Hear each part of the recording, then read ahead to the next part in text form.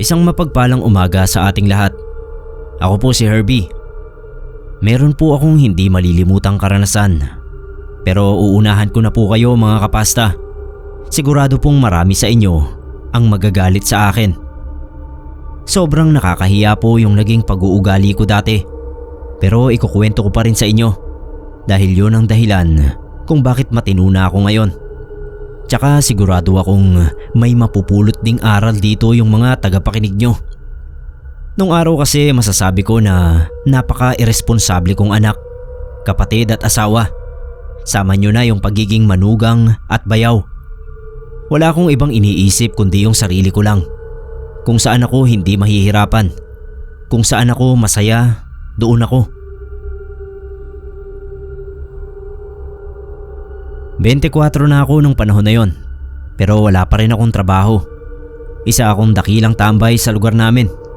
Sa alak at babae lang umiikot yung buhay ko. Hanggang sa mapilitan akong pumasok sa pabrika dahil sa pamumuwersa ng mama ko na magtrabaho na ako. Doon ko nakilala si Agatha.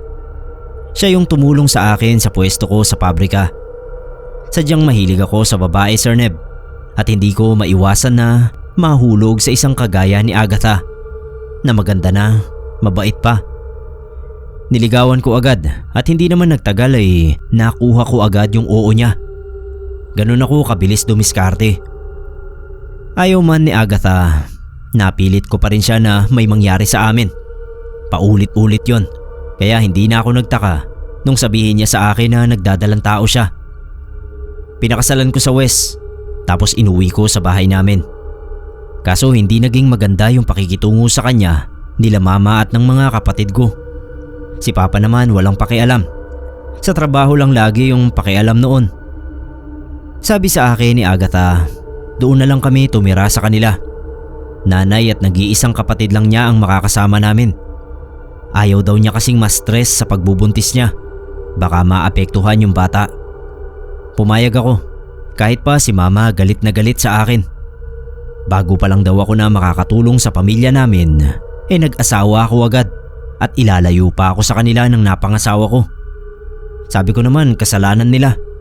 Kung pinakitunguhan nila ng maayos yung asawa ko, di sana hindi kami aalis ng bahay. Sa madaling salita ay doon na nga kami tumira sa bahay nila Agatha. Mananahi yung nanay niya at ang nag-iisa naman niyang kapatid na si Eileen ay 18 years old. Siya yung katulong lagi ng nanay nila. Taga-sukat, taga-tabas ng tatahiin, taga-dala sa mga customers nila kapag yari na. Parehong weird ang tingin ko sa dalawa. Yung nanay niya kasi sobrang tahimik. Halos ayaw nang magsalita. Ganoon din yung kapatid niya. Mabibingi ka talaga sa katahimikan kapag sila yung kasama mo. Sabi ni Agatha, hindi naman daw ganoon yung nanay niya dati. Masayahin daw yon at palakausap maski sa mga kapitbahay nila. Kaya nga maraming naging suki sa pananahi. Mula lang nang mamatay yung tatay niya, bigla nang nanahimik. Tapos yung kapatid naman niya, yun daw yung dati ng tahimik kahit nung maliliit pa sila. Maliban kapag kausap daw yung tatay nila. Daddy's girl daw kasi. Hindi naman ako nahirapan sa pakikisama sa dalawa. Kasi parang wala rin naman sila sa bahay. Laging abala sa mga tahiin ng biyenan ko. Madalas ay nahuhuli kong nakatingin sa akin si Eileen. Hindi ko alam kung naiinis ba sa akin, kung inoobserbahan ako o kursunada ako. Pero sa totoo lang, Sir Neb, ay nakaramdam din ako ng takot nung makita kong sinusundan niya ako ng tingin nung minsang nagpunta ako sa kusina para maghanap ng makakain. Ang weird. Nung sabihin ko naman yon kay Agatha, ay wag ko na lang daw pansinin. Ganun lang daw talaga yung kapatid niya. Hindi kasi sanay na may ibang kasama sa bahay maliban sa kanila ng nanay niya. Ang problema lang, kahit nag-asawa na ako, ay hindi pa rin ako nakaiwas sa barkada. Akalain ko bang matutuntun ako ng mga ulupong sa bahay nila Agatha.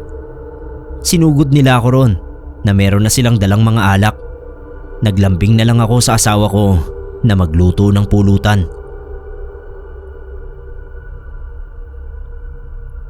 Dumalas ng dumalas yung pagpunta sa amin ng mga barkada ko.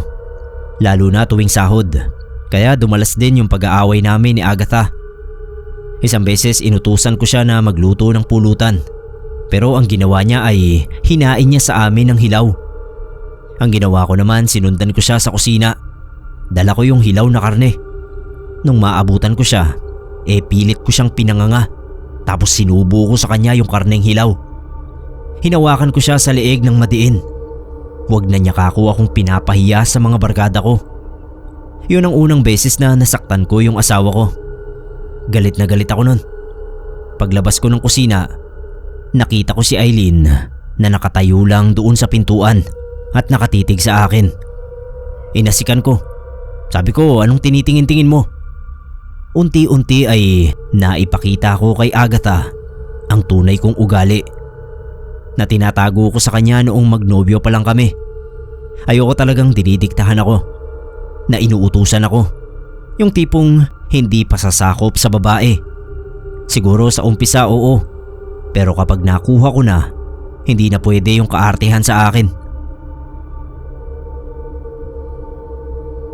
Mula nang masimulan kong saktan yung asawa ko, parang nangatin na lagi yung katawan ko na masaktan ko siya kahit sa konting pagkakamali lang. Ewan ko ba kung anong demonyo ang sumanib sa akin na parang nasisihan ako kapag nakikita ko siyang natatakot sa akin. Kaya tuwing pupunta yung mga barkada ko sa bahay, alam na niya yung gagawin niya. Hindi ko na kailangang utusan dahil kung hindi, alam na niya kung anong mangyayari sa kanya. Pero ang pananakit ko sa kanya ay lihim lang. Hindi niya sinasabi sa biyanan at hipag ko. Pinagtatakpan niya ako. Ako naman bait-baitan sa harap ng mga barkada ko. Kunwari ayos lang ang lahat sa amin. Pinapakita ko sa kanila na mahal ko yung asawa ko. Mahal ko naman talaga, Sir Neb. Kaya lang parang naging habit ko na yung pananakit sa kanya. Isang araw umuwi akong lasing. Dahil susuray-suray ako, kaya nabangga ko si Eileen. Tinignan ako ng masama. Nainis ako, kaya paglakad niya palampas sa akin, hinila ko sa braso. Tinanong ko kung anong problema. Ang tanging sinagot lang niya sa akin ay bitiwan ko raw siya. Binitiwan ko naman, pero papagsak. Binalaan ko rin na ayusin ang pakikitungo sa akin. Wala akong nakitang reaksyon sa mukha niya. Dumiretso na ako sa kwarto naming mag-asawa. Dinatnan kong nakatalikod ng higa si Agatha. Pilit ko siyang ginising para lang isumbong yung kapatid niya. Hindi ko kako nagugustuhan yung asal ni Eileen. Pagsabihan niya. Hinarap ako ni Agatha. Ako yung sinabihan na wag ko na lang pakialaman yung kapatid niya. Tapos pinagalitan din niya ako dahil naamoy niyang lasing ako. Lalong nadagdagan yung inis ko dahil sa kakabunganga niya sa akin. Kaya nasuntok ko sa tiyan. Lasing na lasing ako. Nawala sa isip ko na buntis siya. Para akong biglang nahulasan nung hawakan niya yung tiyan niya at dumaing na masakit daw. Nagmamadali akong tumawag ng tricycle para maisugod siya sa ospital. Habang nasa tapat ako ng kwarto ng ospital kung saan dinala yung asawa ko, palakad-lakad ako. Hindi ako mapakali. Si Eileen at biyanan ko ay tahimik lang na nakaupo sa isang tabi. Nakayuko si Eileen. Yung biyanan ko naman, diretso lang ang tingin. Parang malalim ang iniisip. Alam kong sisisihin nila ako kapag may nangyaring masama kay Agatha at sa anak namin. Pero hindi nila ginawa, Sir Neb. Nung lumabas yung doktor, ay sinabi niya sa amin na kailangan kong mamili. Hindi na ako nag-isip. Siyempre, alangan namang piliin ko yung anak ko. Natural yung asawa ko ang pinili ko. Pero nandoon yung malaking pagsisisi sa nagawa ko. Kundi dahil sa akin ay buhay sana yung anak namin. Nung umalis na yung doktor, nakita ko yung kamay ni Eileen na nakatuon sa bangko. Tumiklop yung kamao niya at yung mga mata niya parang puno ng galit na hindi mailabas. Wala silang sinabi maski ano sa akin. Akala ko nga aawayin nila ako. Tingin ko naman gusto talaga nilang gawin yon. Nagpipigil lang siguro. Nung makauwi na kami sa bahay, ay pansamantala akong naging mabuti sa asawa ko. Hindi na muna ako nagpapunta ng barkada sa bahay habang nagpapagaling siya. Ako mismo yung nag-asikaso sa kanya. Nung una nga hindi niya ako kinibo dahil sa nangyari. Inamo ko lang talaga. Sinuyong mabuti kaya kahit papano ay nabawasan yung galit niya sa akin dahil sa pagkawala ng anak namin. Habang nagre-recover pa siya ay ako na muna yung nagtrabaho. Noon ko naman nakilala si Suzette na bagong pasok lang sa pabrika. Maganda rin siya, Sir Neb, at maputi kaya naakit agad ako.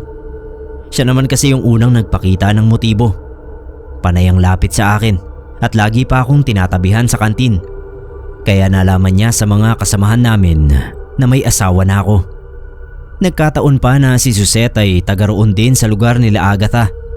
Kabilang kanto lang, kaya lagi kaming nagkakasabay sa pagpasok at pag-uwi. Hindi na ako nakaiwas sa tukso. Naging kami ni Suzette. Habang pauwi kami noon ay nakasalubong namin si Eileen.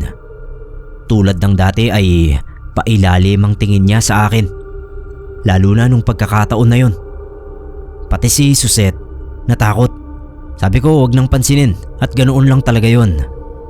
Akala ko nga ay okay na si Agatha, na malapit na siyang makarecover. Pero isang araw, bigla na lang siyang nagwala.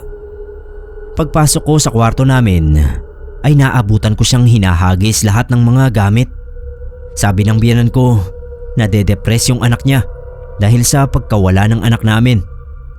Pilit lang daw na nagpapakatatag, pero may mga oras na hindi niya kinakaya tuwing nasa trabaho raw ako.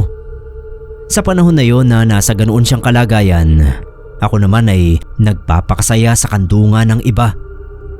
Isang umaga habang nag-aalmusal ako, ay nilapitan ako ng biyenan ko at tinanong kung totoo raw ba yung nababalitaan niya na meron akong ibang babae. Siyempre tinanggi ko. Sino naman kakong Makati ang dila ang nagpaabot sa kanya ng balitang yon? Si Eileen ba?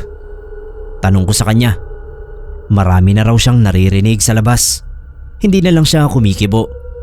Nangatwiran ako. Huwag ka ako siyang nakikinig sa mga chismis. Binalaan ako ng biyenan ko na sa oras daw na mapatunayan niyang totoo ang mga sabi-sabi sa labas na niloloko ko yung anak niya, ay mananagot daw ako. Sa inis ko ay hindi ko na tinapos yung pagkain. Iniwan ko siya roon. Hindi na ako nagpanggap sa biyenan at hipag ko. Pinakita ko na sa kanila ang totoo kong kulay. Lalo pa at mahina yung tahiin ng biyenan ko. Ako lang yung nagtatrabaho ng malakas. Si Agatha kasi parang katapusan na ng mundo kung magmukmok. Nalungkot din naman ako nung mawala yung anak namin. Nangyari na. Ano pang magagawa ko? Alangan namang sayangin ko yung araw ko sa pagmumukmok tulad niya. Ganoon ang mindset ko dati. Hindi ako emoterong tao. Lalo pang naging magulo yung buhay namin ni Agatha nung makabalik na siya sa trabaho. Di ba nga iisa lang kami ng pinapasukang pabrika. Nalaman niya yung tungkol kay Suzette. Hindi maiwasan na makarating sa kanya. Sa dami ba naman ng chismosa sa trabaho namin. Sinugod niya si Suzette sa pwesto nila sa production. Inawat ko. Pati bisor namin nakiawat dahil nasa labas lang yung guard.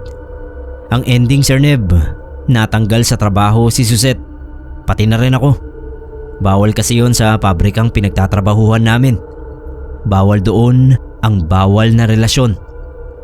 Pagdating sa bahay, sinaktan ko na naman yung asawa ko dahil sa pag-iiskandalo niya.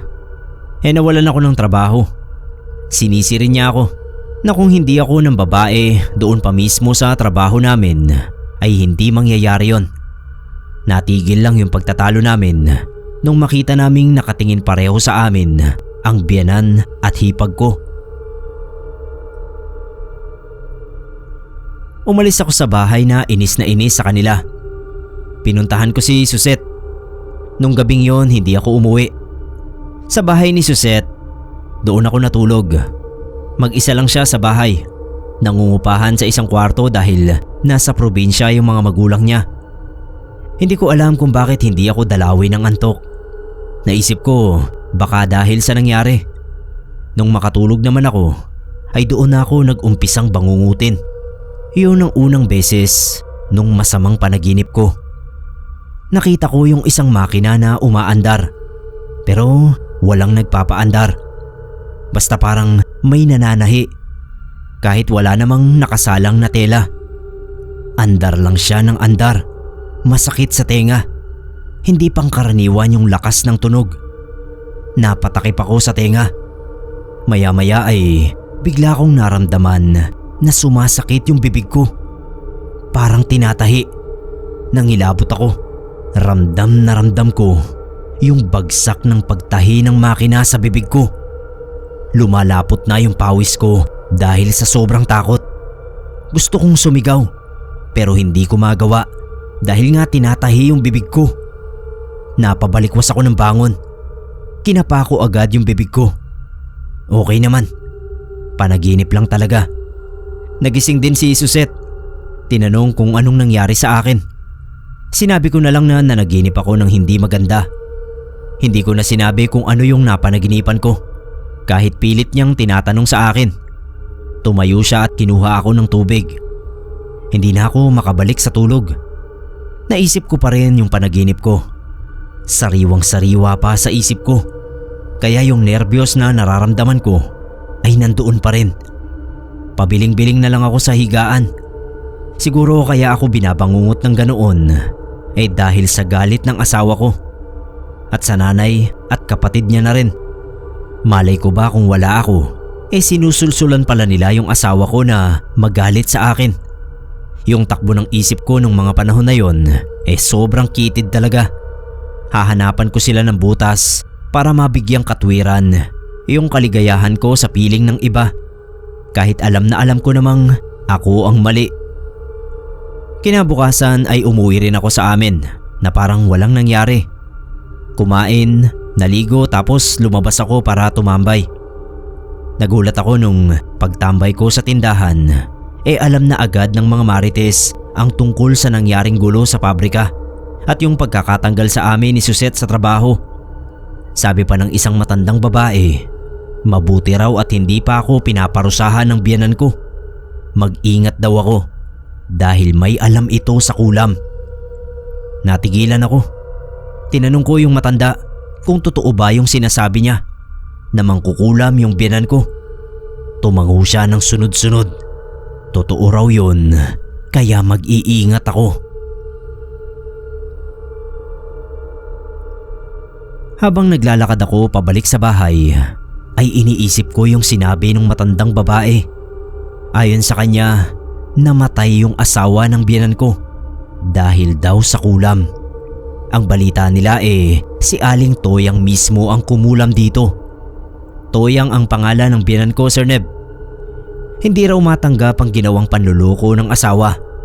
Kung kailan pa sila tumanda at malalaki na yung mga anak, ay tsaka pa raw nagloko. Ang balita pa nga raw nila ay nagdesisyon ng biyanan kong lalaki na sasama na sa babae niya. Hindi mapigilan ng biyanan kong babae, kaya kinulam na lang daw. Mas binabuti raw na mamatay ang asawa kesa mapunta sa iba. Nung gabing yon, magkatabi kami sa higaan ni Agatha. Nakita kong nakadilat lang siya at nakatingin sa kisame. Kinuha ko yung ulo niya at nilagay sa braso ko. Tsaka ako humingi ng sorry sa nagawa ko sa kanya. Hindi naman siya nag-react. Nakatingin pa rin sa kisame. Inassume ko na pinatawad na niya ako, kaya lakas loob kong tinanong ang tungkol sa nanay at tatay niya. Kung totoo ba na kinulam ng nanay niya yung tatay niya dahil sa nagkaroon ng babae. Hindi siya sumagot, kaya inulit ko yung tanong. Tumingin siya sa akin. Sabi ko wag niyang masamain yung tanong ko. Narinig ko lang kasi sa labas na pinagchichismisan ng mga marites. Baka dahil sa nangyari sa amin. Huminga siya ng malalim at saka sinabi na walang katotohanan yon. Tapos tumalikod siya ng higa sa akin. Hindi ako naniwala sa sinabi niya. Baka pinagtatakpan lang niya yung nanay niya. Nung gabi pa rin na yon, umatake na naman yung masamang panaginip ko sa ikalawang pagkakataon. Nakita ko na naman yung makina.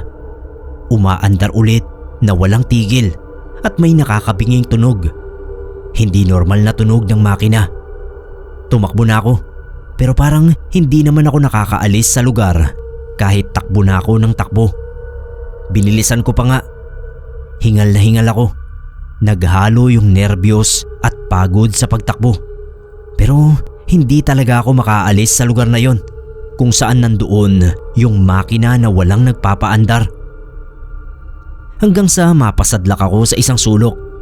At ayun na, naramdaman ko na naman na tinatahi yung bibig ko. Namutil yung pawis ko sa sobrang takot at sakit. Naramdaman ko na nabasa na yung short ko. Paano pala ay naihina ako dahil sa sobrang kaba. Nung bigla ako mapabangon, tinignan ko yung short ko. Basa nga. Totoo na pala akong naihi. Hindi na yun panaginip. Dali-dali akong tumayo. Kumuha ako ng bagong short at brief. Nagpalit ako sa banyo. Pagbalik ko sa kwarto ay gising na pala si Agatha. Tinanong niya kung anong nangyari.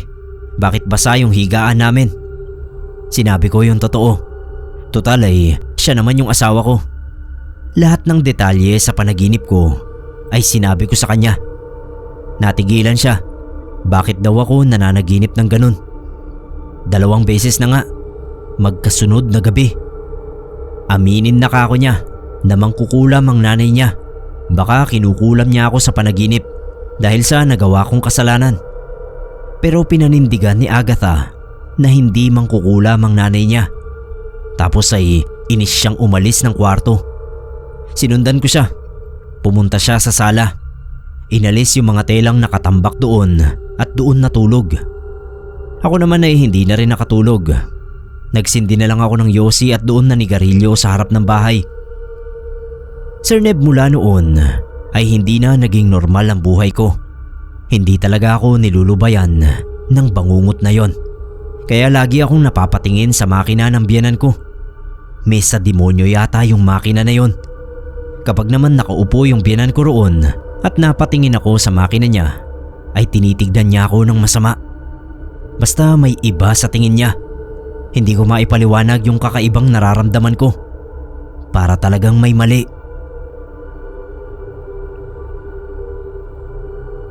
Pinuntahan ko ulit si Suzette. Nagpapahanap ako ng trabaho. Baka may alam siya. Tapos syempre alam niyo na, nangyari na naman ang hindi dapat mangyari. Bago ako umalis sa bahay niya, nangako siya na sasabihan ako kapag nakakita na siya ng bagong mapapasukan namin. Nung pauwi na ako, naharang naman ako ng isang kakilala ko. Inimbitahan ako sa bahay nila. Birthday daw niya kaya pinagbigyan ko na. Total wala naman akong gagawin sa bahay. Mabubuisit lang ako kapag nakita ko na naman yung pagmumuka ng biyenan at hipag ko. Alam ko namang hindi talaga nila ako gusto para kay Agatha. Kaya siguro ganoon na mabigat ang loob namin sa isa't isa. Lasing na ako nung umuwi. Hinanap ko yung asawa ko. Alam ko na sa ganoong oras ay nakauwi na siya. Pero sabi ni Eileen, wala pa raw. Baka raw nag-overtime. Luminga ako. Hindi ko nakita sa paligid yung biyenan ko. Kaya tinanong ko rin kay Eileen. May pinuntahan daw. Sagot niya na hindi tumitingin sa akin. Nasa tikluping mga damit ang atensyon niya. Sir Neb, sinara ko yung pinto at nilak. Pasensya na po sa bahaging ito ng karanasan ko. Aminado ako na pinasukan ng demonyo yung utak ko nun. Pinagnasaan ko yung hipag ko kahit naiinis ako sa kanya. Maganda rin kasi, tulad ng ate niya. Nilapitan ko siya. Nagulat siya nung hawakan ko siya sa braso. Nasa ilalim ako ng impluwensya ng alak kaya malakas ang loob ko na gawin yon. Nagpumiglas siya. Pilit ko mawala sa pagkakahawak ko sa 2 braso niya. Sinalya ko siya sa sofa. Nagulo yung mga tinitiklop niyang damit. Pero wala akong pakialam. Dinaganan ko siya. Hindi siya sumigaw pero bigla naman niyang kinagat yung braso ko. Kaya nagkaroon siya ng pagkakataon na makatayo at makatakbo palayo sa akin. Pumasok siya sa kwarto niya, pero nasundan ko siya bago pa man niya maisara yung pinto. Tinulak ko siya sa higaan. Papalapit na ako nung biglang may kumatok sa pinto sa labas. Mabilis akong umalis sa kwarto ni Eileen at pumasok sa kwarto namin ng asawa ko. Narinig ko pang binuksan ni Eileen yung pinto ng bahay. Narinig ko rin yung boses ng biyanan ko. Habang nasa loob ako ng kwarto namin ay nasa pintuan lang ako. Pinakikinggan ko yung usapan ng mag-ina kung magsusumbong ba si Eileen. Hindi ko naman narinig na nagsumbong, ni hindi ko nga narinig yung boses niya. Masakit yung ulo ko sa alak kaya nahiga na ako at nakatulog. Hindi ko akalain na mararanasan ko na naman yung bangungot na yon. Nakatayo ako sa madilim na lugar. Hindi ko alam kung saan yon. Nakita ko yung asawa ko na naglalakad mag-isa. Tinawag ko siya. Akala ko hindi sa panaginip yon, pero panaginip na pala. Nilingon niya ako, kaso para namang wala siya sa sarili. Saglit lang niya akong nilingon, tapos pinagpatuloy na niya yung paglalakad. Pumasok siya sa isang bahay. Ayokong sumunod dun, pero doon pa rin ako dinala ng mga paa ko. Walang pinto yung bahay at madilim din sa loob. Tinawag ko si Agatha. Hindi ko na kasi siya nakita. Ilang ulit kong sinigaw yung pangalan niya nung bigla ko na namang marinig yung ugong ng makina. Malakas at nakakabingi pa rin tulad nung una at pangalawang beses kong marinig. Tinakpan ko yung tenga ko. Tinangka kong tumakbo palayo. Pero nung malapit na ako sa pintuan palabas, biglang sumara yung pinto. Napaatras ako sa nangyari. Paglingon ko, bumulaga sa akin yung lumilipad na makina na pantahi. Hahampas sa akin kaya umilag ako. Takbo, ilag. Takbo, ilag. Ganun ang nangyari sa panaginip ko hanggang sa magising ako. Nang magising ako mula sa bangungot na yon, ay nasa tabi ko na si Agatha. Siya pala yung gumising sa akin. Tinanong niya kung yun na naman daw ba yung napanaginipan ko. Tumango ako sa kanya. Magdasal daw ako bago matulog. Hindi talaga ako paladasal noon, Sir Neb, pero ginawa ko naman. Alam kong hindi na normal yung nangyayari sa akin. Hindi na kasi ako tinatantanan nung napakasamang panaginip na yon. Ilang gabi pang sunod-sunod na yun pa rin yung bangungot ko. May barkada akong nagsabi sa akin na subukan ko raw na magpa-albularyo. Baka sakaling mahinto yung kinatatakutan kong bangungot. Sa totoo lang nung panahon na yon, hindi pa ako masyadong naniniwala sa ganoon. Pero dahil nga nararanasan ko na, kaya nagpasama na ako sa barkada ko sa kakilala niyang albularyo. Tinawas ako, inorasyonan at kung ano-ano pang ginawa sa loob ng ilang minuto. Nung matapos yung mga pinaggagawa niya, ay tsaka sinabi sa akin na totoo nga raw, kumpirmadong nakukulam ako. Ang kinababahala lang ng albularyo ay hindi raw ordinaryong mangkukulam ang gumagawa sa akin. Kaya ako nitong paikutin, paglaruan at patayin sa panaginip ko. Anong klaseng mangkukulam ba yun? Tanong ko sa kanya. Ayon sa kanya, ang ganoong kaalaman sa pangungulam ay mula pa sa sinaunang kaalaman na mahirap isalin sa mga baguhan kung hindi pag-uukulan ng matyaga at mahabang panahon. Parang isang salamangka na mahirap matuklasan. Ang dami pang sinabi ng albularyo tungkol doon, pero ang naintindihan ko lang ay hindi siya sigurado kung kakayanin niyang labanan ng ganoong uri ng kulam. Kailangan kong magpabalik-balik sa kanya para sa mangyayaring gamutan daw namin. Susubukan din daw kasi niyang pasukin yung panaginip ko. Sa ganoong paraan lang daw siya may tsansang matalo ang mangkukulam na gumagawa ng bangungot ko. Para lang malampasan ang nakakatakot na nangyayari sa akin, napilitan akong magpabalik-balik nga sa albularyo. Kilala niya yung biyenan ko. Maraming araw ang nagsasabi na mangkukulam daw, pero wala pa naman daw nakapagpatunay nun. Ang nangyari sa biyenan kong lalaki ay wala ring nakakaalam ng totoo. kundi yung mag-anak lang na yon. Ang sabi naman sa akin ni Agatha, inatake sa puso yung tatay niya. Yun ang kinamatay. Masyado lang mapaggawa ng kwento yung mga tsismosa sa lugar nila. Nakesyo kaya naging tahimik ang nanay niya dahil nakokonsensya sa ginawang pangkukulam sa tatay niya. Hindi pa rin ako kumbinsido sa sinabi ni Agatha dahil ramdam ko talaga na may mali sa pamilya niya. Hindi ko rin naman siya masisi kung pinagtatanggol man niya yung nanay niya. Nanay niya yun eh. Sa kabila ng madalas na pag-oorasyong ginawa sa akin ng albularyo, parang wala namang nangyayari. Hindi ko pa siya nakikita sa panaginip ko. Ibig sabihin hindi pa siya nakakapasok. Nauubos lang yung natatabi kong pera sa kakakonsulta sa kanya. Kaya tinigil ko muna. Sabi ko wala na akong pambayad. Sa gabi na yun inaasahan ko na babangungutin na naman ako. Binilinan ko si Agatha. Nagisingin agad ako kapag narinig niya akong umuungol. Kung pwede nga lang na wag na akong matulog ay gagawin ko. Kaso hindi naman pwede. Bumabagsak at bumabagsak ang katawan ko sa antok. At nung muli nga akong makatulog, ay may kakaibang nangyari sa loob ng panaginip ko. Sa wakas ay nakita ko na yung albularyo. Nagawa na niyang pasukin ang panaginip ko kahit hindi na ako bumalik sa kanya. Siguro ay sariling kagustuhan na niya na matalo ang malakas na mangkukulam. Sinenyasan ako ng albularyo na huwag maingay kaya hindi ako nagsalita. Pareho kaming nakiramdam sa paligid. Kapag may narinig kaming kaluskos ay napapalinga agad kami. Ilang beses yun. Parang pinaglalaruan talaga kami. Hinamon ng albularyo yung mangkukulam na magpakita sa kanya. Sa halip na sagutin ay binalibagan siya ng makina. Buti na lang at nakailag siya. Nagsimulang bumigkas yung albularyo ng orasyon. Tapos nagsimula na rin yung masakit sa tengang tunog ng makina. Habang nilalakasan ng albularyo yung boses niya, ay lumalakas din yung ingay ng makina. Parang nakikipagtagisan ng lakas.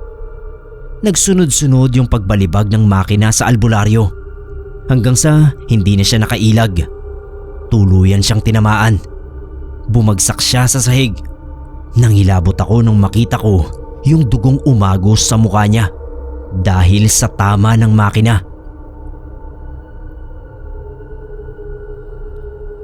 Sa kabila nun ay patuloy siyang bumibigkas ng orasyon. Kahit bigla siyang nanghina, pati boses niya ay pahina ng pahina. Tutulungan ko sana siyang makatayo. Palapit na ako sa kanya nung bigla ay maramdaman ko na naman na tinatahi yung bibig ko. Hindi ako makasigaw, Sir Neb, ni makapagsalita sa sobrang sakit. Namilipit talaga ako sa sahig. Hindi ko alam kung ilang segundo o minuto akong naglulupasay doon sa sobrang sakit. Sa eksenang yun na ako nagising. Hindi na ako makapagsalita nang magising ako. Natulala na lang ako habang hawak yung bibig ko. Nagising yung asawa ko pero tinignan niya lang ako. Wala man lang sinabing kahit na ano. Tapos natulog na ulit. Kinabukasan maaga pa ay lumabas na ako para maghanap ng bagong trabaho. Naisip ko kasi na baka ang nangyayari sa akin ay epekto lang ng gulo ng utak ko. Baka nade-depress din nga ako. Tingin ko kapag nagtrabaho na ako uli, mababaling na yung atensyon ko sa ibang bagay. Hindi ko na iisipin ang iisipin yung bangungot na yon. Pero hindi pa man ako nakakarating sa sakayan, ay sinalubong na ako ng nakakagimbal na balita. Yung barkada kong may kakilala sa albularyo ang nagsabi sa akin na namatay na raw yung albularyo. Kaninang umaga lang natuklasan na hindi na humihinga nung ginigising ng anak. Lumalabas na bangungot daw ang kinamatay. Sir Neb, natigilan ako. Kung yun nga ang kinamatay, ibig sabihin nung matalo ito ng hindi namin nakitang mangkukulam sa panaginip ko, ay yun na pala ang mismong kinamatay niya. Kung ganoon, tama ang sinabi ng albularyo na pwede kaming paglaruan, pahirapan at patayin ng mangkukulam na yon sa pamamagitan ng panaginip. Natakot ako. Kung nagawa niyang patayin yung albularyo, ano pa kaya ako? Ang pinagtataka ko lang noon ay bakit hindi pa ako pinapatay. Gusto yata talagang pahirapan akong mabuti. Mukhang malaki ang galit sa akin. Dahil sa pagkamatay ng albularyo, hindi na ako tumuloy sa paghahanap ng trabaho. Bumalik ako sa bahay. Nakita ko pa yung biyenan ko na tahimik na nananahi. Saglit akong huminto sa tabi niya. Tinignan niya ako, tapos nilampasan ko siya. Dumiretso na ako sa kwarto namin ng asawa ko. Mabilis kong inimpake yung mga gamit ko. Nung mailagay ko na lahat sa bag, ay umalis na ako sa bahay nang hindi nagpapaalam sa biyenan ko. Basta na lang akong umalis. Umuwi ako sa amin, Sir Neb. Baka pag nasa amin na ako, tigilan na ako nung mangkukulam na nagpapahirap sa akin. Kinagabihan ay sinundan ako ni Agatha sa amin. Tinanong niya ako kung bakit ako umalis. Sabi ko sa kanya hindi ko na kaya yung nararanasan ko tuwing gabi. Direkta kong sinabi sa kanya na malakas ang kutob ko na nanay niya ang kumukulam sa akin. Tulad ng mga nauna naming pag-uusap, tinanggi ulit niya yung mga paratang ko. Hindi raw ganoon ang nanay niya. Hindi kami nagkasundo ni Agatha, kaya umuwi siya nang hindi ako kasama. Tinanggap naman ako ng mama at papa ko. Basta maghanap daw ako ng trabaho para makatulong naman ako sa kanila. Akala ko talaga mapapanatag na ako. Pero unang gabi ko pa lang sa amin ay ayan na naman yung bangungot ko. Umaatake na naman. Dahil wala na yung albularyo, ako na ulit ang binabalibagan ng makina. Kapag tumitigil sa pagbalibag, ay tsaka naman ako makakaranas ng pagtatahi ng bibig. Pero sa pagkakataong yon, Sir Neb, hindi na lang bibig ang tinatahi sa akin. Pati iba't ibang parte na ng katawan ko. Kaya doble-doble na yung sakit na nararamdaman ko. Sigaw ako ng sigaw na wala namang boses na lumalabas sa bibig ko. Hanggang sa magising ako na nagsisisigaw pa rin. Nakapalibot na pala sa akin yung pamilya ko. Sina mama, papa at mga kapatid ko. Lahat sila ay nagtulong-tulong na gisingin ako dahil lang lakas ng ungol ko at hindi raw ako magising.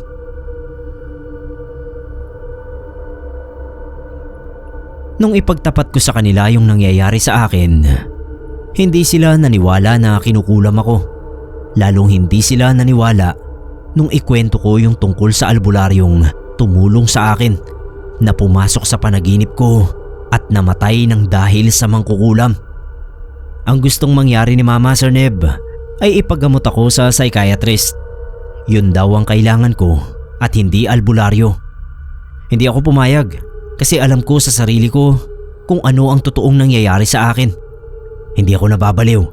Hindi yun halusinasyon tulad ng iniisip nila. Pinagdudahan pa nga ako ni Papa na baka raw gumagamit na ako. Kaya kung ano-ano ang hindi totoong bagay na nakikita ko o nangyayari sa akin. Umalis muna ako sa bahay namin. Nagpunta ako sa burol ng albularyo. Usap-usapan doon na bangungot nga yung kinamatay niya. May narinig naman ako na baka gawa ng masasamang elementong nakalaban niya. Ginantihan daw. Kanya-kanya sila ng opinyon. Tahimik lang ako sa isang sulok. Hindi ko magawang sabihin na alam ko kung ano ang kinamatay niya. Tumayo ako tapos lumipat sa kabaong. Humingi ako ng pasensya sa harap ng labi ng albularyo. Sabi ko pasensya na at hindi ko magawang ipagtapat sa pamilya niya ang nangyari. Baka kasi hindi sila maniwala o kaya sisihin nila ako. Minabuti ko na lang na itago yon. Maya-maya ay umalis na rin ako at umuwi sa amin.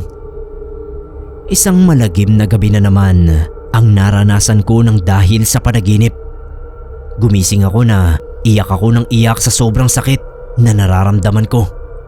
Sobrang natatakot din ako na baka isang gabi ay hindi na rin ako magising tulad ng albularyo dahil napatay na ako sa panaginip ng mangkukulam na yon.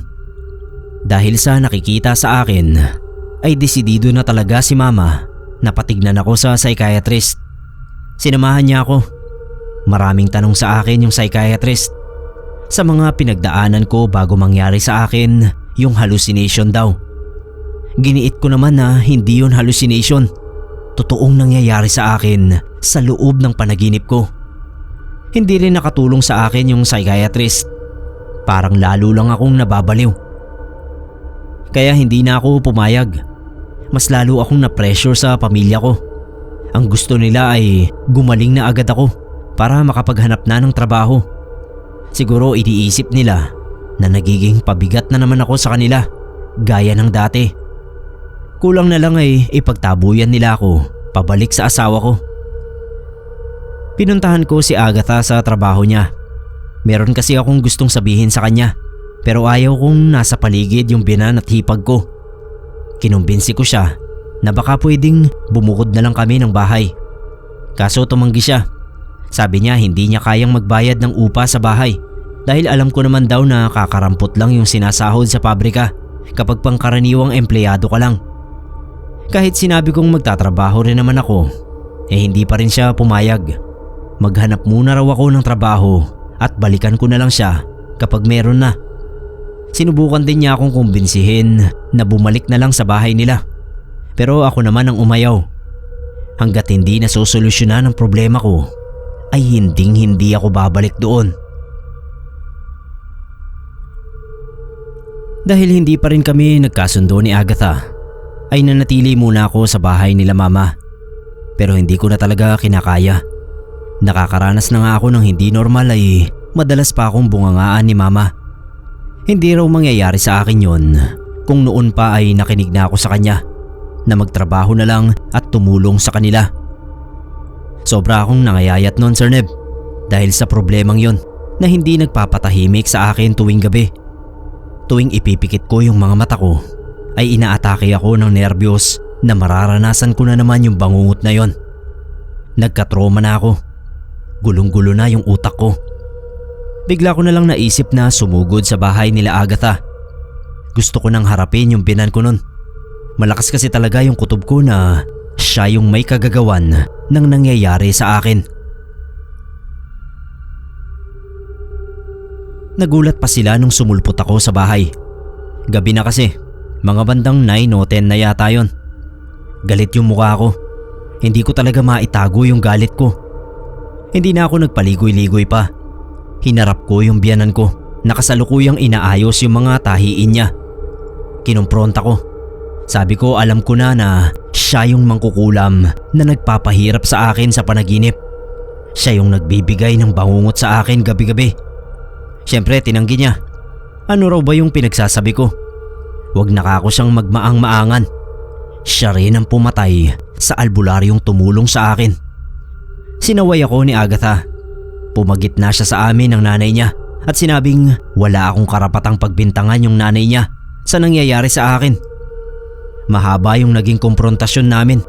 Siyempre hindi ko na kabisado lahat ng nasabi ko sa biyanan ko at nasabi rin niya sa akin. Basta masyadong naging mainit yung pagtatalo namin yon. Wala akong pakialam kahit marinig pa ng mga kapitbahay. Tinutulak na nga ako ng asawa ko palabas ng pinto. Sige pa rin ako sa pag-away sa nanay niya. Ayaw kong magpaawat. Hanggang sa makita na lang namin na biglang hinawakan ng biyanan ko yung dibdib niya. Parang nahihirapang huminga. Biglang humupa yung galit ko. Nataranta din ako nung mataranta yung magkapatid sa pag-aalala sa nanay nila. Pinaypayan, kinuha ng tubig, pinaamoy ng Vicks. Lahat na ginawa nila para umayos yung pakiramdam ng biyanan ko. Pero nanigas siya na parang inaatake. Kaya tumawag na ako ng tricycle. Sinugod namin sa ospital. Sa ospital, nung ideklarang wala na yung nanay nila, tinignan ako ni Eileen ng masama. Ako naman hindi ko maintindihan yung nararamdaman ko. Siyempre nagsisi rin ako. Basta nakadagdag pa yung pangyayaring yon sa bigat na dinadala ko. Kaya umalis na agad ako ng ospital. Hindi ko alam kung saan ako pupunta. Ayoko namang umuwi sa amin. Naalala ko si Suzette. Sa kanya ako nagpunta. Alam kong kailangan ako ni Agatha sa mga sandaling yon. Pero naunahan ako ng takot nasisihin at sumbatan niya dahil ako yung dahilan ng pagkamatay ng nanay niya. Kaya mas pinili ko na takasan yung senaryong yon. Naduwag ako na harapin yung pagkakamali ko. Pilit naman akong pinakalma ni Suzette. Huwag na muna raw akong magpapakita sa magkapatid. Nagtaka ko kasi nung gabing yon ay himalang hindi ako dinalaw ng bangungot na kinatatakutan ko. Kaya naisip ko mukhang tama ang hinala ko na ang biyenan ko ang gumagawa sa akin nun. Kaya siguro hindi ako nanaginip ng masama nung gabing yon ay dahil wala na siya. Matatahimik na rin ako sa wakas. Dahil nga hindi ako binangungot, yung pagsisisi ko sa pagkamatay ng biyenan ko ay nabawasan. Kasi kung hindi nangyari yun, di baka patuloy pa rin akong binabangungot. Kahit sinabihan ako ni Suzette na wag na munang magpakita sa asawa at hipag ko, ay nagpunta pa rin ako sa burol. Gusto ko rin kasi na magkabalikan kami ni Agatha. Kaya pinili ko pa rin na magpunta. Pagdating ko sa burol, nilapitan ko agad yung asawa ko. Naiintindihan ko na galit siya sa akin dahil sa nangyari. Parang ako na rin yung pumatay sa nanay niya. Hindi ko alam kung may alam yung mga kapitbahay. Siguro meron. Baka may nakarinig din sa pagtatalo namin ng biyenan ko. Kaya yung mga mata nila sa akin parang nanunuri. Tapos nagbubulungan. Pero wala naman akong pakialam sa kanila. Ang pinunta ko lang talaga doon ay si Agatha. Si Eileen naman nakaupo sa harapan. Nakatitig lang sa kabaong ng nanay niya. Maski nung pumunta ako sa harapan at sumilip sa kabaong, hindi niya ako tinignan. Galit na galit talaga sa akin yung hipag ko na yon. Habang nakatunghay ako sa mukha ng biyenan ko, nalungkot din naman ako. Pero mas yung pakiramdam na natuwa. Dahil sa pagkawala niya ay nasiguro ko na siya nga yung kumukulam sa akin. Nawala rin kasi agad yung bangungot ko nung gabi mismo nang namatay siya. Hindi na niya ako magagawang kulamin sa panaginip dahil wala na siya. Ang aasikasuhin ko na lang ay yung mapabalik sa akin yung asawa ko at makahanap ng trabaho para sa aming dalawa. Hinarap naman ako ni Agatha, pero sabi niya mas mabuti kung lumayo na ako sa kanya. Siyempre ayaw ko. Hindi ako pumayag. Humingi ako ng tawad sa kanya sa nagawa ko. Hindi ko lang muna pinilit na patawarin agad ako kasi nagluluksa pa sila. Basta nanatili lang ako roon.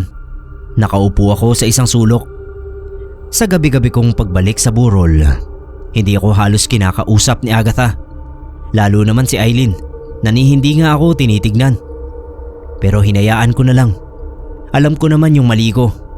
Ang importante sa akin ay nakalaya na ako sa bangungot ng may sa demonyong makina ng mangkukulam.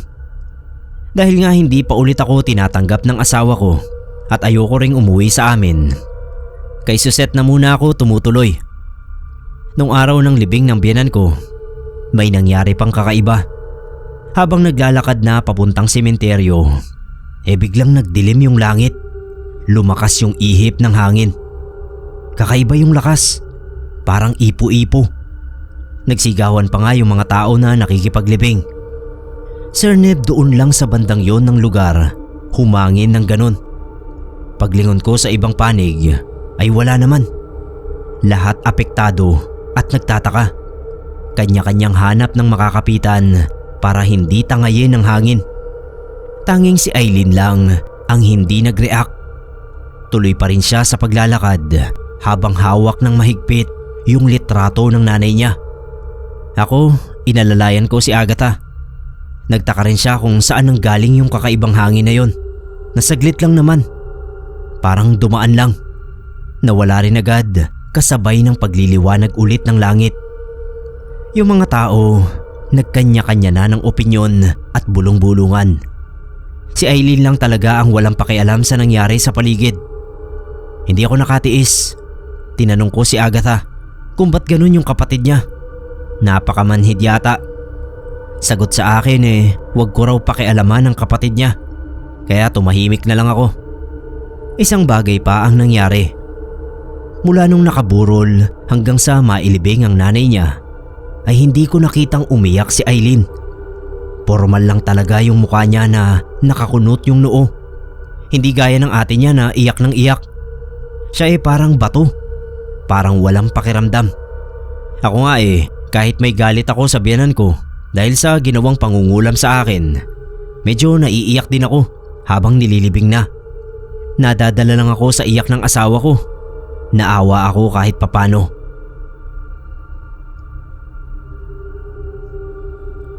Matapos mailibing yung biyenan ko, hindi ko na tinigilan si Agatha. Alam ko masama yung loob o may galit pa rin siya sa akin. Pero alam ko rin na mahal pa rin niya ako. Kung hindi na ay hindi na siguro niya ako pag-aaksayahan ng panahon na kausapin. Sinuyo ko talaga siyang mabuti, Sir Neb.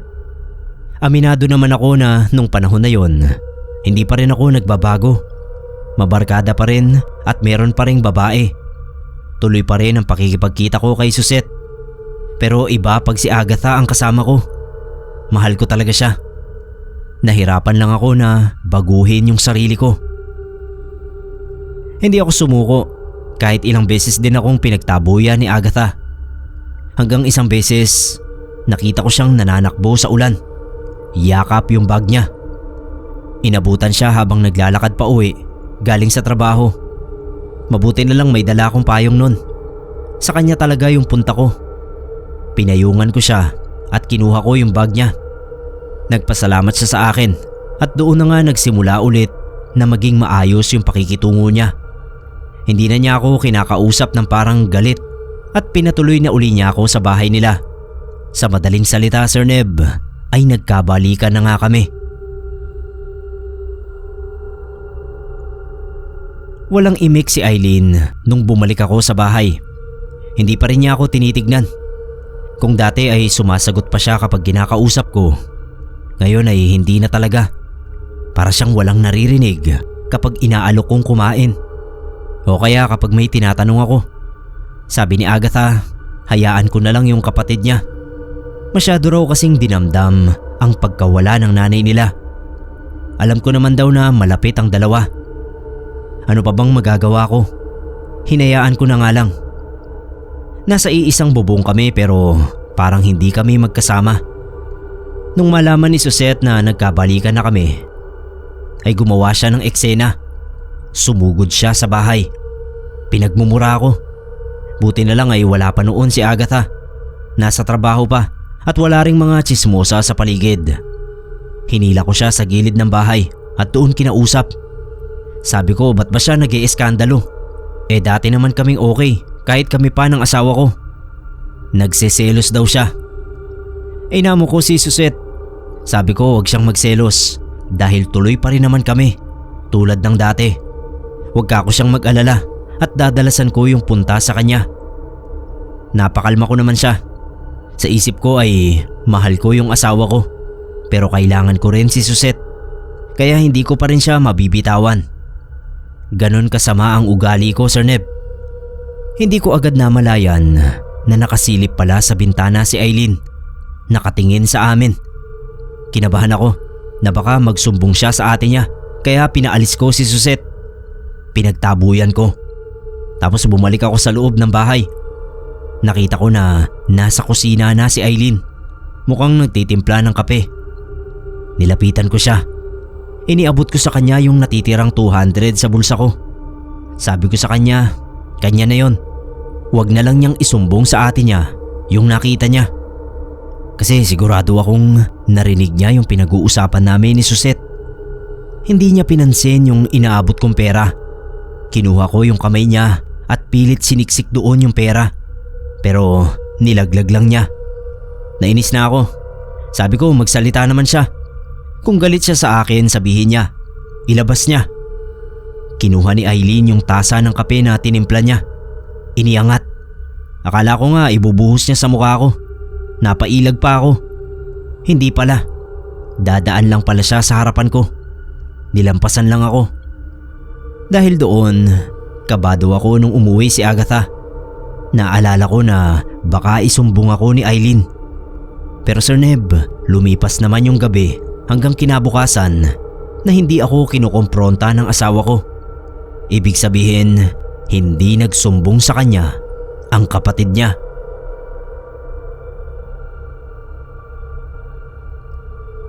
Ayos na sana ang lahat. Unti-unti nang pumapabor sa akin ang tadhana. Pero isang gabi, muli na naman akong dinalaw nung nakakapangilabot kong panaginip. Ang may sa demonyong makina. Gulat na gulat ako nun. Buong akala ko talaga ay hindi na mauulit sa akin yung bangungot na yon dahil wala na yung biyanan ko. Pero nandoon na naman ako sa nakakatakot na senaryong yon sa panaginip. Naririnig ko na naman yung nakakabinging tunog ng umaandar na makina. Tumakbo ako habang nakatakip ang tenga, pero sinusundan ako ng tunog. Inaasahan ko na mararamdaman ko na naman yung pagtahi sa bibig ko, at ganoon nga yung nangyari. Natigilan ako sa pagtakbo nung maramdaman ko na.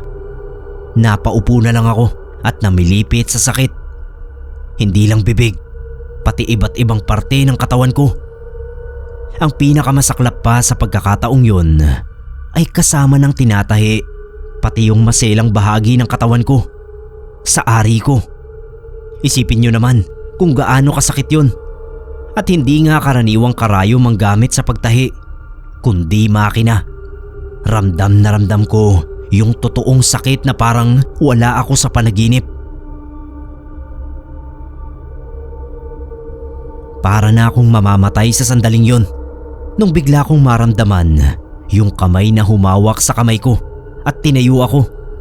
Si Agatha, na binangon ako dahil hindi niya ako magising. Binabangungot na naman daw ba ako? Hindi baka ako halata na binabangungot ako? Yun na namang pesting panaginip na yon ang umatake sa akin. Akala ko hindi na yun mauulit mula nang mawala yung nanay niya.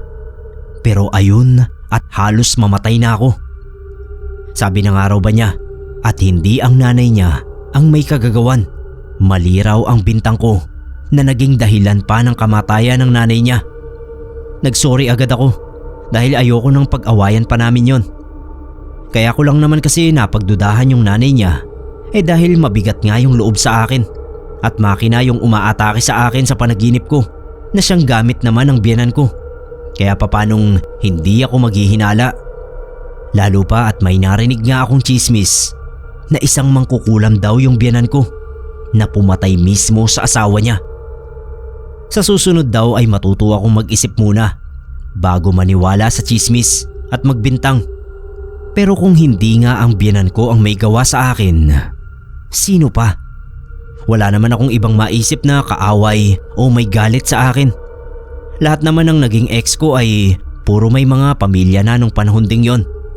Kaya malabong pag-aksayhan pa nila ako ng oras na ipakulam. Biglang pumasok sa isip ko si Eileen. Nag-alinlangan lang ako dahil magagawa ba yun ng babaeng nasa ganung edad lang? May kakayahan na ba ang tulad niya sa ganoong klaseng itim na kapangyarihan? Nagulo na naman yung isip ko at nagsimula na naman akong matakot na matulog. Tulad ni Mama, nagsabi rin sa akin si Agatha na patitignan niya ako sa psychiatrist. Sabi ko tapos na. Napatignan na ako ni Mama pero wala ring nangyari. Magpapa-albularyo na lang uli ako. Maghahanap ako ng magaling na albularyo. Mas naniniwala na ako roon. Noon ko naisip na ipagtapat kay Agatha ang tungkol sa namatay na albularyo.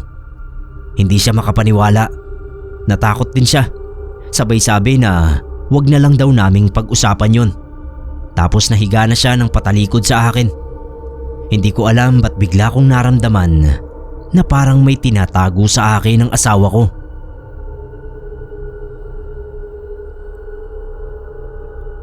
Nagpatulong ako sa barkada ko na maghanap ulit ng albularyo. Yung albularyo sana na mas malakas kaysa sa nauna. Ayaw na sana akong tulungan ng barkada ko dahil nag-alala siya na baka ganun din yung mangyari. Baka isa na namang albularyo ang mawala nang dahil sa masamang panaginip ko. Pero nakiusap ako sa kanya. Wala na kasi akong ibang maisip na paraan. Wala na akong ibang alam na makakatulong sa akin para matapos na yung problema ko. Bakit hindi ko raw subukan na pari naman ang lapitan? Baka sakaling makatulong din sa akin. Desperado na ako, Sir Neb. Kaya kahit na anong tulong, tatanggapin ko. Wag lang sa psychiatrist dahil sigurado akong hindi ako nababaliw. Sinamahan ako ng barkada ko sa pari doon sa lugar namin. Kinausap ako, pinagkumpisal, ganun lang. Wag ko raw i-entertain ang diablo sa isip ko. Lagi raw akong magdasal. Manalangin lang daw ako sa sandaling maranasan ko ulit yung bangungot na yon. Sinunod ko naman lahat ng bilin ng paring nakausap ko. Ganun nga ang ginawa ko. Habang inaatake na naman ako ng masamang panaginip. Oo nga at nagigising din ako. Pero gabi-gabi pa rin na ganoon ang eksena. Nadedesperado na ako dahil sa kalagayan ko. Sa umaga normal lang ang buhay ko. Pero pagsapit ng pagtulog ay daig ko pa ang pumapasok sa haunted house na puno ng lagim dahil sa makina na yon. Kinabukasan ay dumating sa bahay ang barkada ko. Nakita niyang nandoon lang sa sofa si Eileen. Kaya binulong na lang niya yung sasabihin niya. Nakahanap na raw siya ng magaling na albularyong makakatulong sa akin. Galing pa ng malayong probinsya. Nagpunta lang sa lugar namin para bisitahin yung anak. Natuwa naman ako. Pinuntahan na namin agad. Agad din naman kaming hinarap ng albularyo. Pinaupo ako sa kaharap niyang bangko. Dinasalan at binulungan ng orasyon. Inikot-ikot pa yung ulo ko na parang minamasahe. Nagtirik ng kandila at pinatak ng pinatak sa palangganang may tubig habang may inuusal pa ring orasyon. Nung matapos ay pinakita niya sa akin yung nabuo sa kandila. Isang babae na nagtataglay ng malakas na itim na kapangyarihan. Napahugot ng malalim na paghinga yung albularyo. Sabay iling. Mukhang mahihirapan daw siya sa isang yon. Ang ganoong klaseng mangkukulam ay hindi kayang talunin ng isang ordinaryong albularyong tulad niya. Ang makakatalo lang daw doon ay isang santigwar. Ang albularyong may kakayahan na lumaban sa mas malalakas na elemento. Ang dami pang sinabi ng albularyo na hindi ko naman naiintindihan lahat. Nainis ako. Inaya ko na yung barkada ko na umalis na kami. Hindi naman pala ako matutulungan. Akala ko pa naman malakas na albularyo yon. Mukha namang duwag. Sayang lang yung perang ibinayad ko na kinupit ko lang sa bag ng asawa ko. Tiniis ko na lang yung ilan pang gabing bangungot. Kahit nagtatrabaho na ako ay laman pa rin ng utak ko yung nangyayari sa akin. Kaya lagi tuloy akong napapagalitan ng bisor ko. Hindi kasi ako makapag-focus dahil doon. Halata na yung pagkahulog ng katawan ko. May pagkakataon pa nga na tinangka kong wakasan yung buhay ko. Iinom sana ako ng lason pero hindi ko tinuloy. Natakot din ako. Hanggang sa dumating ako sa punto na nawalan na ako ng ganang magtrabaho. Nag-resign ako. Sa loob ng bahay ay halos ayoko na ring bumangon. Wala rin akong ganang kumain. Tingin ko noon, unti-unti na akong nababaliw. Kakaisip sa problema kong yon sa panaginip. Hindi talaga ako tinatantanan. Gabi-gabi talaga. Yung isang beses ka nga lang bangungutin ay nakakatakot na. Yun pa kayang gabi-gabi. Tapos, mas matindi pa kesa nung bago mamatay yung biyenan ko. Mas naging malala dahil buong parte na nga ng katawan ko. Lalo pa yung maselang bahagi ko. Para akong tela na sinasalang lagi sa makina. Grabe ang husay ng mangkukulam na yon. Isang gabi, lumabas ako ng kwarto. Wala pa kasi si Agatha. Kukuha sana ako ng maiinom na tubig. Nang makita ko si Eileen na nakaupo sa makina ng nanay niya. Hindi ko alam na marunong siyang gumamit nun. Ang lagi ko lang kasing nakikita na ginagawa niya noon ay ang pagtatabas ng mga damit, pagtutupi at pagsusukat sa mga nagpapatahi. Alalay lang siya. Nagulat ako nung makita kong wala naman palang nakasalang na tela sa makina. pero umaandar. Pinapaandar ni Eileen. Nanlaki yung ulo ko nung pumasok uli sa isip ko na posible ngang si Eileen ang gumagawa ng bangungot ko. Nakatulala lang siya habang ginagamit yung makina. Tapos lumipat yung tingin niya sa akin. Mapagsik yung muka. Sisitahin ko sana. Kukomprontahin ko at patitigilin sa ginagawa niya dahil sinisira lang niya yung makina. Pero nung humakbang na ako papalapit sa kanya, biglang namanhid yung katawan ko. Yung nararamdaman ko sa panaginip ko ay yun mismo ang naramdaman ko nung mga sandaling yon. Sir Neb, kumpirmado. Si Eileen ang nagpapahirap sa akin. Gusto kong sumigaw sa kanya. Gusto kong sabihin na tama na. Pero hindi ko na nakuhang igalaw yung bibig ko nung magsimula na naman itong tahiin ng hindi ko nakikitang karayom ng makina. Ganon din sa ibang parte ng katawan ko. Napaluhod ako sa harapan niya. Pilit kong tinaas yung mga kamay ko. Nagmamakaawa na itigil na niya yon. Pero si Eileen, tuloy lang siya sa pagtipa sa makina. Sa pagpapagalaw na dahilan para mamilipit na naman ako sa sakit hanggang sa bumagsak ako sa sahig. Nagkandang ngiwi-ngiwi na yung bibig ko sa sobrang sakit na nararamdaman ko sa mga oras na yon. Sa aktong yon, inabutan kami ni Agatha. Nabigla siya. Nakita kong lumuhod siya sa gilid ng kapatid niya at nagmakaawang itigil na ang ginagawa. Umiiyak pa nga. Tinignan siya ni Eileen. Tapos ay galit na tumayo at pumasok sa sariling silid. Ako naman ay dahan-dahang tumayo nang maramdaman kong unti-unti nang nawawala yung sakit. Nagulat ako sa inamin ng asawa ko. Alam pala niya na si Eileen ang may gawa ng nangyayari sa akin. Pero hindi niya sinabi. Nung gabi rin yon ay pinagtapat niya sa akin ang lihim ng pamilya nila. Totoo raw na may alam sa itim na kapangyarihan ang nanay niya. Pero hindi pa niya nakitang ginamit yon. Sinali ng kaalamang yon kay Eileen. Ayaw kasi niya. Hindi niya tinanggap. Yung kapatid niya ang tumanggap noon. Kinuwento na rin ni Agatha ang tungkol sa pagkamatay ng tatay nila. Malapit daw si Eileen sa tatay nila. Pero nung malaman na may ibang babae ay nagtanim ng galit. Si Eileen mismo ang kumulam sa tatay nila nung iiwan na sila para sa ibang babae. Galit pala ang hipag ko sa mga katulad ng tatay nila. Kaya nung malaman niya ang ginagawa ko sa ate niya, ay ginawa rin niya sa akin ang ginawa niya sa biyenan kong lalaki. Ang kaibahan lang ay hindi pa niya ako pinapatay dahil gusto pa niya akong pahirapan. Lalo akong nanghina sa mga nalaman ko.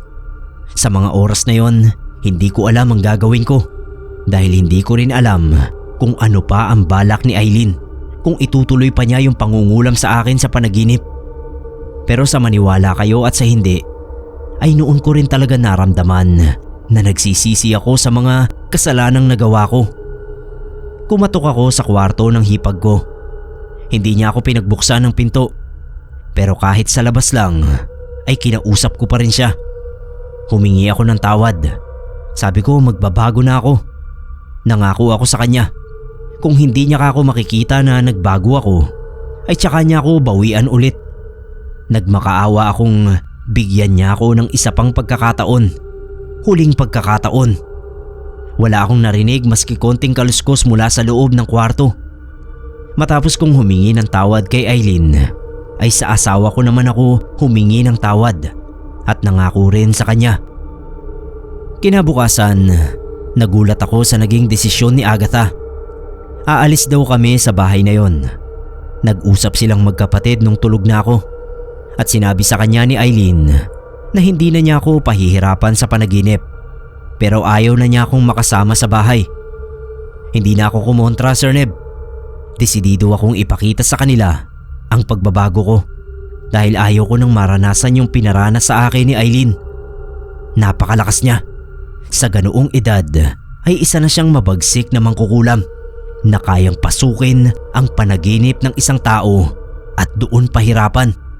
Ano pa kaya kung tumanda siya? Mas lalo pa siyang lalakas.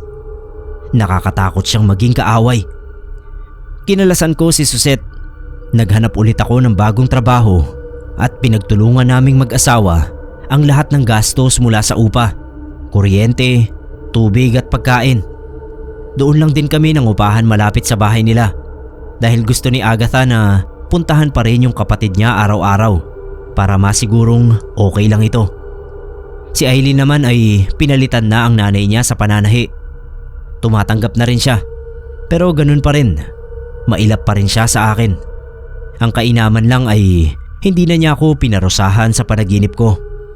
Wala nang bangungot na nangyari. Yun lang ay malaking pasasalamat ko na. Sa ngayon po Sir Neb ay 2 na yung anak namin ni Agatha. Si Eileen naman ay hindi na nag-asawa. Parang nagkaroon siya ng trust issue sa mga lalaki. Pero naging malapit naman siya sa mga anak namin ng ate niya. Lagi siyang pinupuntahan sa bahay at natuto na rin siyang bumisita sa amin para sa mga pamangkin niya. Ang laking aral talaga ang natutunan ko mula sa karanasan kong yon. Kaya binahagi ko rin sa inyo. Alam ko po na ilan sa mga naging aksyon ko noon ay masasabing walang kapatawaran. Pero araw-araw Sir Neb ay sinusubukan kong magpakabuti para makabawi man lang sa mga naagrabyado ko, lalong-lalo na sa asawa ko.